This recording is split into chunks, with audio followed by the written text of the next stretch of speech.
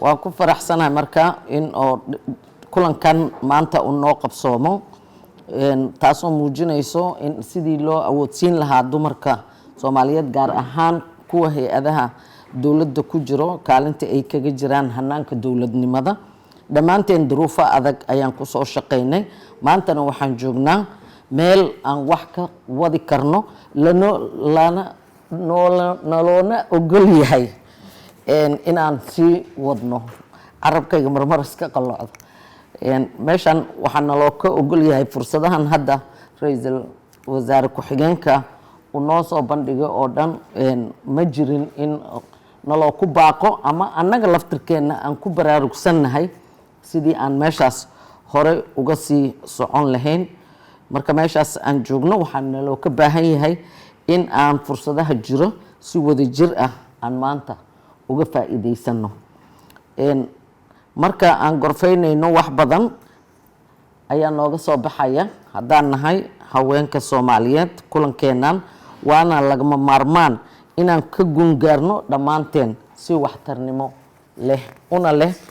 doorka haweenka Soomaaliyeed waa jiraan runtii markay hay'adaha dawladda laga hadlayo oo aan rabno inaan halkan uga hadalno sidee u muuqanaya doorka haweenka ee hay'adaha dawladda wada shaqaynta haweenka ka howlgala hay'adaha dawladda iyo isku xirnaanshadooda sidee noqonaysaa caqabadaha shaqo gudasho ee jira oo aan wada ogsoonnahay sideen rabnaa inaan uga gudubno ama fursadaha aan siinayno haweenkeena xalalkan waara iyo dhiirigelinta iyo shaqasiinta iyo kor u qaadka heerarka jago iyo darajooyinka aqoonta gabdhaha leh oo ay fursadahani u muuqdaan sideen uga faa'iidaysanaynaa marka aan ka tagno ajandaha maanta hor yaalna oo isbarasho waxaan naloo ka baahan yahay inaan gorfayn muhiim ah siino kulankan in la qodobeeyo arrimaha aan ka hadlayno guddi farsamo in uu ka soo baxo kulankan shirkan oo si loo dardargeliyo howlahaas hadda bilowga howlaha jiro oo dhan si aan qayb uga noqono kulankanna haddii uusan noqon karin bishiiba 2 jeer dowladda ra'iis waxaan jecelnahay in uu bishiiba mar uu qabsoomo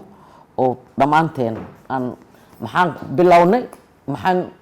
socday maxaan naga dhiman si taaka loola socdo iyadoo gacan weyn uu naga siinayo xafiiska ra'iisul wasaare intaasaan rabaa inaan kusoo gabagabeeyo waan ognahay kulligeen in caqabadaha shaqo ee fursadsiinta gabdhaha ay hakad gelisay muhiimadda iyo doorka dumarku ay ka qaadan lahaayeen si ku meel gaar ah iyo si rasmi ah ka qaybgalkooda hay'adaha dawladda inta hadda ku jirtana laftirkooda sidii aqoontooda iyo darajadooda kor loogu sii qaadi lahay waayo nolosha kariyerahaasi u samaysan tahay aqoontii waa barteen shalay mar adigu ahaa baan soo malaynayaa khamiistii kulanka marka la dhaho shaqaalaha hay'adaha dawladda grade A B C ayagoo aqoonti leh ma korortaa eedii ma sii kala baxdaa ma helaan fursadaha haddii B iyo C shaqo qoris la-aana jirtay 5 sano hadda lasoo dhaafay dumarkana door weyn ay ku leeyihiin aqoonta iyo jaamacadaha maalin kasta kumaanka kun ee arday ee ka qalin jibinayo jaamacadaha doorkay ka galayaan kuwii wax bartay oo shaqaalaha dawladda ahaa laftirkooda sidoo u kordhaya grade-kooda waxyaabahaas oo dhan waa wax na hor yaallo tusaale hadda aad bixisay taliya Zakiya ama Iimaan oo gaashaandhigga noo joogta ama Jihaan iyo talisyada kale ee ciidamada sidee noqonaysaa darajada ciidan ee gabdhaheena ee u soo kordhaya iyo soo muuqashadooda iyo hay'adaha kale ee dawladda howl adag oo aan rabno inaan ka miro dhalino waaye gaar ahaan wasaaradaha haweenka ay ku jiraan muhiim ayay noo tahay in ay nala qaataan wasiir Aamina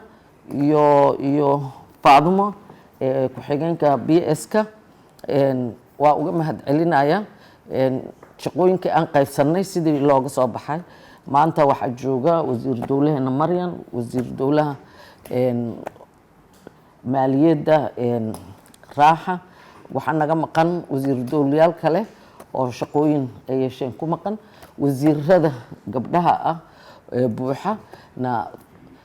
Firdawsi Cigaal Masaake ee baxday horena waxaa u maqneed wasiir Khadiija, wasiir ku-xigeenada Zahra beeraha iyo Fahma oo safar shaqo ayagana ku maqan. laakiin kulankan si gaarana golaha wasiiradana inaan dowlad ra'iis loo gorfeeyo waad ogtahay guddi hoosaadyada golaha wasiirada weli ma cadda doorka dumarka oo cross cuttingka wasaaradda haweenka marka laga hadlaayo waa la sheega, laakiin hadda laba guddi keliyaan ku jirna, inkastoo doraad aan ka wada fariisanay guddiga cadaaladda, guddiga dhaqaalihii waa ka maqannahay oo kuma jirno, amnigii waa ka maqannahay iyadoo howl weyn oo adag ay gabdhaha meeshaas kaga qayb galaan. xitaa ma laha shirgudoonka guddiyada marka adiga ra'iisul wasaare ku-xigeenka laga tago guddi ay gabar hogaamiso gabdhaha wasaaradaha madaxda ka ah. soo dhow dowlad ra'iis gabdhow maantana haddii hay-adaha dowladda horumar aan ka haysanay iyo haddii dib u dhic aan ka haysanay iyo haddii fursado noo muuqda aan jirno ay maqan yihiin, idinkaa u ah hal doorkii haweenka Soomaaliyeed gaar ahaan hay-adaha dowladda. marka maamooyinka gabdhaha walaalahay ee kuwaan waalidka u ahay miiskan fadhiyo iyo kuwa aniga waalidkii ahba farxad weynay noo tahay maanta. dowlad ra'iis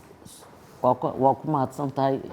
kulankan qabashadiisa adiga iyo xafiiskaba. soo dhawaada.